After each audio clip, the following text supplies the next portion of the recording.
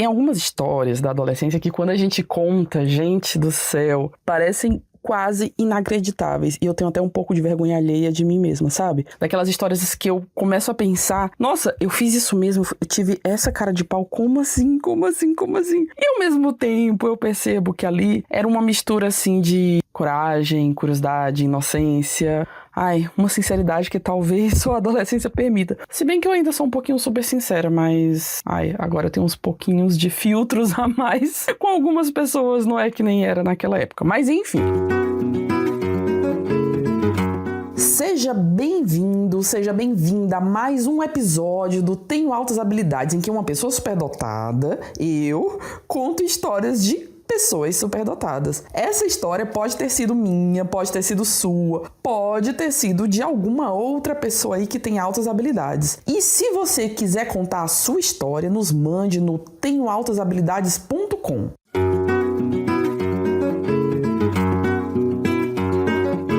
Essa história ela aconteceu justamente quando eu tinha mais ou menos uns 13 anos de idade. E naquela época, o que eu fiz? Eu fiz algo que hoje em dia parece totalmente ousado. Ousado demais até para uma adolescente, para ser sincera. Eu tinha convencido a minha família inteira, e acho que eu já contei essa história por aqui. Mas enfim, eu tinha convencido a minha família inteira a se mudar da nossa cidade natal para a capital do estado, para que eu pudesse estudar em uma escola específica. Foi uma escola que eu fiquei encantada e que eu queria aquele desafio daquela escola. Nós não éramos definitivamente uma família com muitos recursos, mas meus pais sempre valorizaram profundamente a educação. No nível realmente assim de ser aquilo que faria e fez com que a gente tivesse uma vida um pouco mais confortável. E eu, com aquela convicção quase teimosa de adolescente, absorvi essa cultura aí do estudar é necessário, é preciso, é importante, e multipliquei assim por 1.000, 2.000, porque também era o meu jeito de ser, eu gostava muito de estudar. E com essa convicção teimosa de adolescente, eu não só fiz essa multiplicação de muita vontade de estudar, quanto eu disse, não, eu preciso dessa escola. Ela é impossível? É impossível. Mas pra mim, ela é a escola que eu preciso. Ela é o desafio que eu preciso. Enfim, fizemos, mudamos e estudamos nessa escola. Eu e meu irmão. Então, minha família se mudou para a capital. Na verdade, a minha mãe se mudou para a capital com a gente e meu pai ficou na nossa cidade natal. E mesmo sendo uma família de classe baixa, num primeiro momento, meus pais conseguiram aí juntar dinheiro por um tempo e decidiram, ou conseguiram, ou foi a única opção naquele momento, pagar a mensalidade integral. Então, a gente estava mudando de cidade, numa nova escola muito mais cara que a anterior e tendo que arcar com os custos disso. E eles acreditavam mesmo que aquilo valia o esforço e valeu. Obrigada, pai, obrigada, mãe. Bem, eu sabia que era pesado para a família, mas sendo bem honesta, mesmo sabendo, eu não refletia muito profundamente sobre aquilo naquele momento. Porque adolescente vive muito presente, né? Criança também, mas adolescente é aquela coisa que tem que ser, não tem muito ficar enrolando para talvez ser, não. A gente percebe as coisas, mas não mede totalmente o peso delas. E olha, se for considerar o córtex pré-frontal, isso ainda se avança uns anos até a gente conseguir analisar bem as consequências dos nossos atos. Se é que algum dia todo mundo consegue analisar bem a sequência dos próprios atos, né? A gente tem pessoas e pessoas, situações e situações, mas isso é conversa para outro momento. Bem, 6 meses depois que a gente começou naquela escola desafiadora e tal, com tudo acontecendo de um jeito muito legal, algo realmente mudou e quase atrapalhou o nosso percurso. O meu pai resolveu pedir demissão do emprego dele. Por quê? Porque ele não aguentava mais ficar longe da família. Ele continuava com a minha mãe, eles não se separaram. Ele ficava viajando pra encontrar a gente. Ele tava com muita saudade da gente. Ele tava passando toda semana longe da gente, vendo nos finais de semana. Então chegou um momento que aquilo ficou totalmente insustentável. A saudade apertava, o desgaste era grande, o desgaste inclusive financeiro, porque ou ele pagava passagem e acabava gastando mais pra ver a gente, ou ele não pagava passagem, ia de carona, mas aí eram uns percursos assim muito loucos, os percursos dele quando ele precisava pegar carona. Ele decidiu então que não queria mais viver separado da família, fosse o custo que fosse, que era de deixar de ter um emprego certo, garantido com o salário todo mês. Foi uma decisão bonita e que trouxe uma consequência imediata, que é o quê? Poxa vida, pagar a mensalidade integral, mesmo com todas as poupanças que ele tinha naquela época, não era mais uma possibilidade. Então o que a gente decidiu fazer? E era algo que era um pouco assustador pelo perfil do diretor que a gente tinha na escola. A gente resolveu conversar com ele e pedir uma bolsa. A gente, que eu digo assim, mais ou menos a minha mãe, eu e meu irmão, né? Talvez mais a minha mãe e eu. Sei lá, a gente. A família. Enquanto família, a gente decidiu que precisava conversar com ele, porque era isso ou não estar mais na escola. E, no contexto da época, que a gente tá falando de quase 30 anos atrás... Não, quase... Não, gente, mais de 30 anos atrás. Mais de 30 anos atrás? Peraí, calma que eu tô fazendo as contas.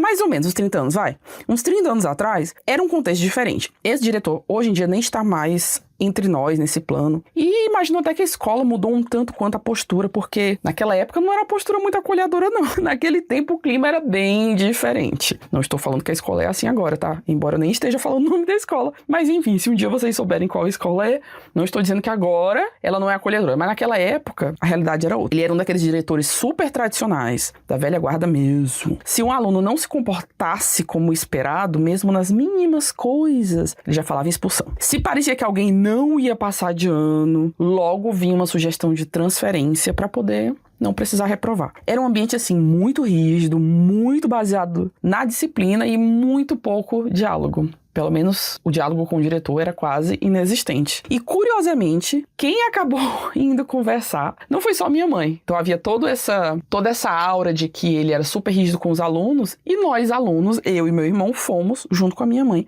conversar com ele, porque, enfim, a gente era quem realmente precisava do resultado daquela conversa. E eu suspeito hoje em dia que a minha mãe também tinha muito medo dele, tá? Na verdade, eu tenho certeza que ela tinha muito medo dele. E na prática, ela deve ter levado a gente pra poder ver se trazia um efeito meio psicológico, tipo assim, olha, são essas duas, os dois que você vai deixar de ter na escola, se você não me der a bolsa e por aí vai. Mas enfim, porque apesar de a minha mãe nem ser aluna da escola, né, não ter nenhuma relação com a escola, a presença dele era tão forte, tão impositiva, que ela também tinha um pouquinho de medo. Era um respeito pelo medo. Realmente, assim, não tem outra descrição. Era um respeito pelo medo. E todo mundo tinha um pouco de medo daquele diretor. Bem, chegamos na sala dele, minha mãe começou a falar, explicando nossa situação. E em certo momento, ele interrompeu minha mãe e disse assim, olha, tudo bem, legal, você tá me contando, mas eu quero ouvir dela. Ele olhou pra mim. Por que ele pediu pra ouvir de mim? Sei lá, porque ele queria que eu participasse, porque ele queria que eu dialogasse, porque ele queria saber, porque eu tava olhando com uma cara de quem queria falar, sei lá, gente, não lembro de verdade, mas foi isso que aconteceu. E aí eu, adolescente, cara de pau, começou a falar. Eu respondi, tudo bem, vou falar. Mas antes de eu começar, eu preciso olhar diretamente no seu olho, bem de pertinho. E aí, sem pedir muita licença, eu atravessei a sala, passei pela mesa e olhei diretamente dentro dos olhos dele e observei por alguns segundos. E daí eu disse assim, nossa, tá bom, tudo bem, eu posso falar. E aí voltei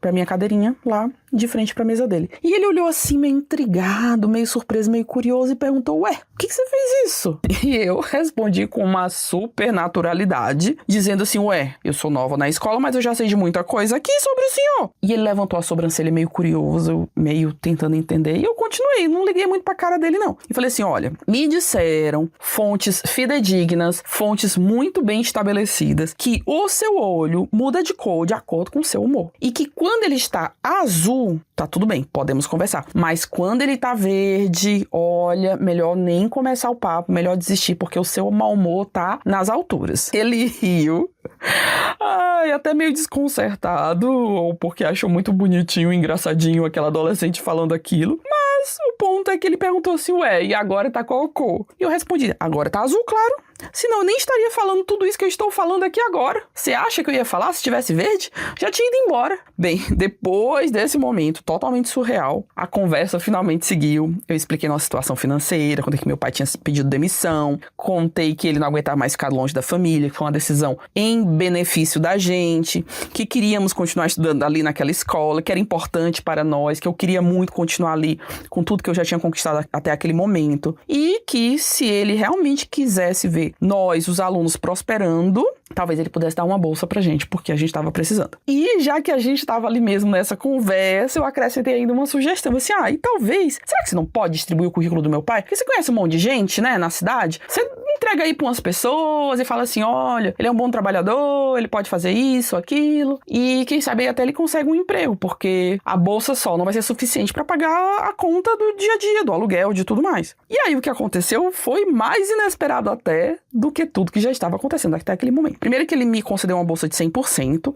Eu nem lembro direito, gente, como é que foi. Mas tenho quase certeza que foi uma bolsa pra mim e meu irmão continuava pagando, alguma coisa assim. E aí eu passei, né, a estudar gratuitamente, ou cada um recebeu uma bolsa que era o equivalente a um estudar gratuitamente, ou tanto faz. Mas ele deu lá um desconto pra gente. E ele pediu que meu pai fosse conversar com ele no dia seguinte. E eu avisei, pai, vai lá falar com o moço. Vai lá falar com o homem. Ele quer falar com você. E aí ele foi, no dia seguinte, meu pai conversou. E no mesmo dia, meu pai saiu empregado na escola. Meu pai disse que a conversa não durou, assim, nem um minuto. Que ele entrou na sala do diretor. O diretor falou assim, vá lá na sala do fulano de tal, do RH, e fale que você está contratado para fazer tal e tal trabalho. Meu pai saiu dali, foi na sala do RH e foi contratado. Bem, com o tempo, a bolsa até deixou de ser necessária, porque a minha mãe passou a trabalhar na escola, daí os dois eram funcionários, daí cada um de nós tinha uma bolsa, porque era funcionário e na prática era a mesma coisa que ele tinha dado, enfim. Então nem tinha mais a ver com aquele pedido original. O que foi bom também, porque eu sentia que meus pais tinham uma sensação meio que de dívida com ele, e ele era muito rígido, e aí qualquer coisinha que a gente fizesse ou deixasse de fazer, meio que parecia que a gente estava sendo ingrato com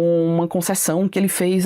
Gente, só muita terapia pra resolver tudo isso. Mas enfim, eu fui muito grata, sou muito grata pela bolsa que recebi, sou muito grata pela conversa que eu tive, sou muito grata por tudo isso, tá? Sou realmente muito grata. E ali tinha uma troca legítima, na verdade, porque eu era uma aluna muito boa, eu tinha resultados excelentes na escola, eu era dedicada, eu tinha notas altas, mas não tinha dinheiro pra pagar. Então, na prática, era a troca disso, desse esforço com resultado, sem ter a oportunidade de conseguir retribuir financeiramente tanto quanto a escola pedia, mas aí eu era uma daquelas situações que precisava de uma bolsa, porque senão, realmente, eles também iam perder alguém que trazia muitos bons resultados para a escola. Depois trouxe resultados de Olimpíada, de vestibular, enfim, todas as coisas aí que contam, infelizmente, num sistema mais tradicional de ensino, contam positivamente para a escola. Não deveria ser só isso, deveria ser muito mais, mas era como era, as coisas estão mais modificadas e eu espero que as pessoas possam ser valorizadas por vários talentos, não só pelas notas, mas whatever. Era assim, ainda é assim em muitos lugares e a gente vai trabalhando para uma sociedade melhor a partir da conscientização sobre o que deveria ser uma educação de qualidade e depois a gente vê onde que essa sociedade chega. Bem, voltando à história, porque eu me perdi, viajei aqui, o que mais marca nessa história, olhando pra trás, não é só o resultado, porque o resultado foi super legal, né? É perceber que às vezes a sinceridade, até aquela sinceridade meio impulsiva de adolescência, ela pode abrir portas inesperadas. Às vezes não muito queridas, né? Essas portas são portas não muito queridas, mas muitas vezes, e eu felizmente tive mais situações em que a minha curiosidade, a minha expressividade e a minha sinceridade abriram portas do bem, na maior parte das vezes, nem todas. Eu vou contar outras histórias aqui, mas que fique claro que a maior parte das vezes foi legal.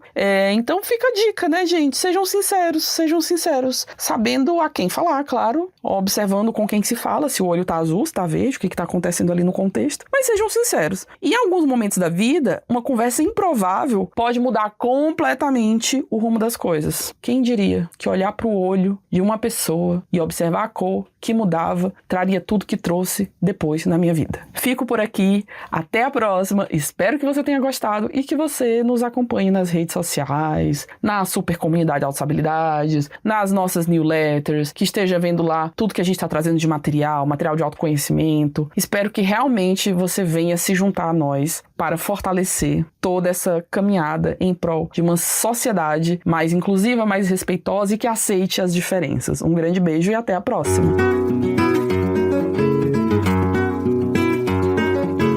Se identificou? Então participe da nossa comunidade de superdotados, a Supercomunidade Altas Habilidades. Lá todo mundo ou é formalmente identificado como superdotado ou está usando a comunidade para conseguir buscar o autoconhecimento e, quem sabe, aí um passo inicial para sua identificação, porque lá nós estamos disponibilizando questionários que vão ajudá-lo a perceber se há ou não elementos de superdotação em você mesmo ou em quem você tem uma proximidade e gostaria que fosse identificado. Venha para a nossa comunidade, com mais informações no site www.tenhoaltashabilidades.com.br. Até a próxima!